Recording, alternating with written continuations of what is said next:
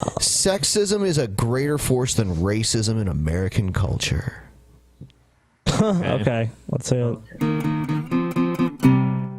Tom Ritchie. Hey there, students. Hey. It's Women's History Month, and I'm going to try over the course of this month to lecture on some topics that are related to women's history. And in this tea talk, I want to white male look at a topic and also explain the concept of historical synthesis. How about we, here's an idea. How about we listen to women's history from a woman's perspective? A woman of color. We don't need no cis, presumably het white male explaining women's history to us. How patronizing This is offensive. and patriarchal. I'm sick. No, this is not a snap moment. I'm snapping in anger. Oh, well, yeah, what do they do for anger? Oh, they just yell in your face. That's right. A lot of AP students seem to be in the dark about what that is. We're all confused about what this means. What is historical synthesis? Well, historical synthesis is where we take a particular argument and we generalize it and we explain how this could apply to a larger historical principle, that we could create almost a theory of history. So this is where you get into a philosophy of history, if you will. And couldn't you have just said that? Yeah. Couldn't you have just said philosophy of history? That's like a more immediately graspable term than, was it historical synthesis? Yeah, that's what he said. Okay. In this case, what I'm going to do is I'm going to advance an argument that in American society, sexism is a greater force than racism. Okay. In American culture, American politics. Like, remember back when women were slaves? Yeah. What have you. Now, what I'm going to do... Well, remember those... Well, I guess some women were slaves. Remember those Jane Crow laws against women? To be honest, to be fucking completely fair, women were not treated much better than slaves, prior to women's suffrages and basic human rights being.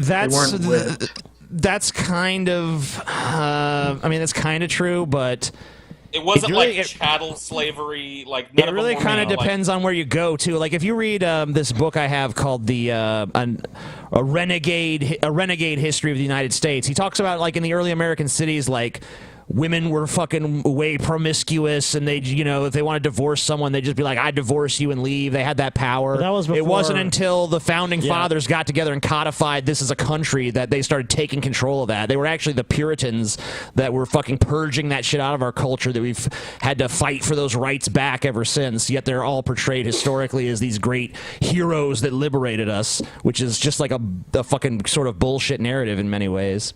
Sure, but I was talking like from a historical perspective. Well, sure. I mean, like if you go back, like we're going back beyond the United States, like because we're a brief blip in human history here. Or just go to the primitive parts of Asia or the Middle East or India, and you'll fucking still see that kind of shit going on. I'm going to go back to 2008. During 2008, during the Democratic primary, there was the contest between Hillary Rodham Clinton and Barack Obama, and a lot of people asked which one's going to win, because either way it was going to be Oh my God, what the fuck? Wait, so you're gonna literally about to make the argument that Barack Obama beat Hillary because it was just the only factors that were at play there was like a racism versus sexism thing. Yeah, which one is bigger? Which one's bigger?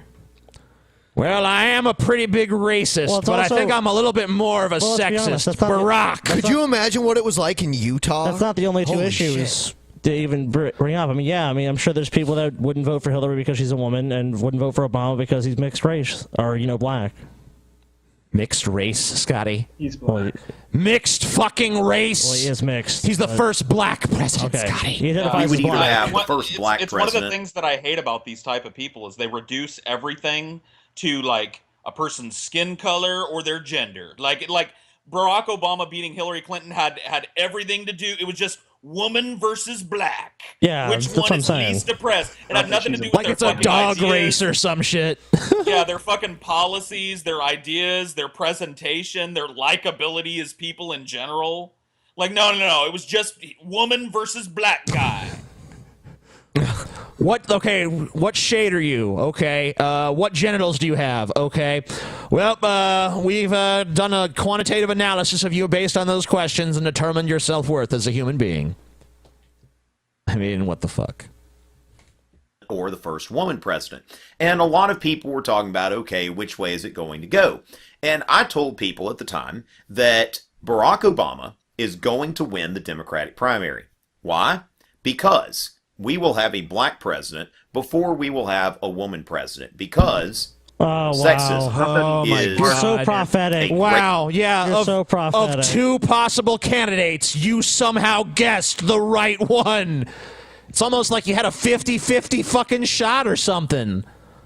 I mean, what the fuck? I flipped a coin and predicted it was heads. And it's not like after a brief amount of time of them campaigning against each other, most people weren't calling it for fucking Barack anyway. Like, Barack pretty much had the fucking nomination sewed up really early on in his head-to-head with Hillary. The news played it out like it was a race, but it really wasn't. So this guy was just like looking at the numbers and went, man, yep, Barack's gonna win, but it's because of sexism. Right, okay. I think he had it locked down like right after New Hampshire, wasn't it? Yes. Yeah. Yeah, I mean, you could just be like, oh, well, you know, I predicted it was going to be Obama because I knew that a bad bowler would be president before someone who could fake a Southern accent. No, was that Obama? Like, Obama was out there invigorating crowds. Like, Hillary was just kind of like, yeah, Hillary. I'm just like showing how fallacious the reasoning is. You could take any random attribute of those two people and be like, and that's the reason why. It's like, no, wrong. That's silly. Greater force than racism in American politics. Well, how did I come up with this? Well, as a historian, I looked back and I thought about, well, first of all, let's look at voting rights. The 15th Amendment versus the 19th Amendment. The 15th Amendment said that you cannot deny someone the right to vote in the United States based on race, color, or previous condition of servitude. Now note, sex has nothing to do with it. And it's not until the 19th Amendment, passed about 50 years later, that finally said that someone could not be denied the right to vote on account of sex. So there you go with voting rights. So when I look at voting rights, okay, black men had the right to vote, at least nominally by legislation, before women had the right to vote. And then we can look.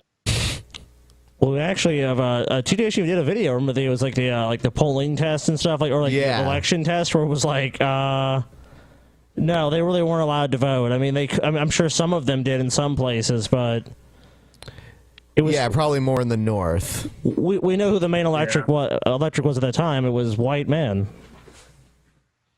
Big dicks. When the guy starts his argument with, you know, Barack Obama and Hillary Clinton are basically two completely equal things. The only difference between them is one's got a pussy and one's got a lot more melanin. And this just proves my point. Like, he's just pulling this shit out of his ass. You don't say, Paul. You don't fucking say. And the pompous way he sips his tea while he's doing it irritates me. Look at the American Civil You can Rights trust me, movement, for that I the am a African sophisticate. American Civil Rights movement was largely in the 50s and 60s, right, and was about race, whereas the women's movement picked up steam in the 1970s. Now, of course, when you look at the legislation, hold on, there what? No, right at all. in the 70s? 70s. Women's suffrage. You think it started a little earlier than that? Late 1800s, maybe? I mean, think about this. Women had to fight politically to get their men folk to fucking vote, to give them the right to vote. That took a while to do, and that happened in 1919, I think.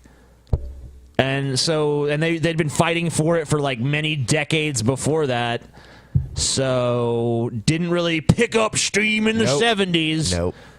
Women had already fucking kind of gotten the majority of their rights down by the 70s. Inflation that was attached to those movements. If we look at the Civil Rights Acts of the 1960s, for example, in Brown v. Board and everything, we can see that those were legislative judicial successes. Meanwhile, we look at the ERA, the Equal Rights Amendment, that failed. Nowhere in our Constitution, except in regards to voting, is it explicitly stated that women are absolutely equal to men and cannot be discriminated against in any way.